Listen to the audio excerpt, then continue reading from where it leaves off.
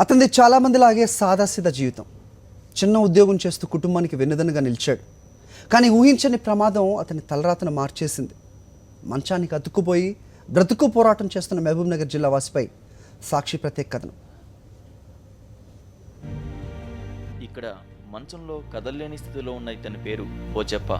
ఊరు మహబూబ్నగర్ జిల్లా కొడంగల్ తాలూకా పురాణాపూర్. 8 ఏళ్ల కిందట వరకు పోచెప్ప జీవితం అందరిలాగానే సాఫీగా సాగిపోతూ ఉండేది. కుటుంబంలో తెలివైన వ్యక్తిగా అన్ని విషయాల్లో అండదండగా ఉండేవాడు. కానీ విధి నిర్వహణలో జరిగిన అనుకోని ప్రమాదం ఇతని తలరాతను మార్చేసింది. 2008లో లైన్ మ్యాన్ గా స్తంభంపై విధులు నిర్వహిస్తుండగా అకస్మాత్తుగా విద్యుత్ సరఫరా అవడంతో పైనుంచి కింద పడ్డాడు. తీవ్ర గాయాలవడంతో వెంటనే ఆస్పత్రికి తరలించారు. పరీక్షలు నిర్వహించిన వైద్యులు నడుము కింది భాగం నుంచి అవయవాలు పనిచేయడం లేదని తేల్చి చెప్పారు. ఉన్నదంతా అమ్మి దాదాపు 7 లక్షల రూపాయలు ఖర్చు చేసినా ఫలితం దక్కలేదు. దీంతో అప్పటి నుంచి మంచానికే పరిమితమయ్యాడు.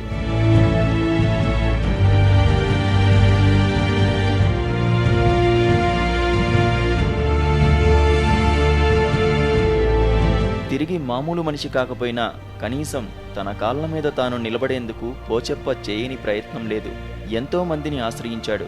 దయామయులెవరైనా ఆపన్నహస్తం అందించాలని అర్థించాడు. అయినా నిరాశ ఎదురైంది. ఒకరిద్దరు 10,000 రూపాయలు ఆర్థిక సహాయం మినహాయించి ఏమీ దక్కలేదు.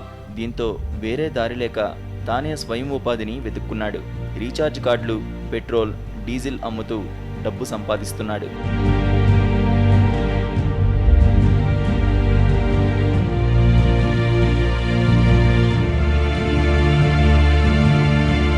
పోచెప్ప అవి ఇవి అమ్మగా వచ్చే మొత్తం కనీసం మందు పిల్లలకు కూడా చాలడం లేదు.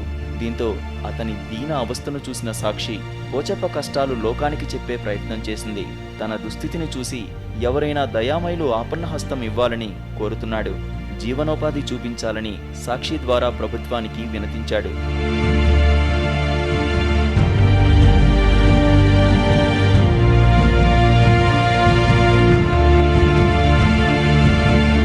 విధి ఆడిన ఆటలో బాధితుడిగా మిగిలిపోయి తీవ్ర వ్యతను అనుభవిస్తున్న పోచెప్పను ఆదుకునేందుకు దయాహృదయులు ముందుకు రావాలని సాక్షి మనస్ఫూర్తిగా కోరుకుంటోంది. జనరల్ డెస్క్, సాక్షి న్యూస్.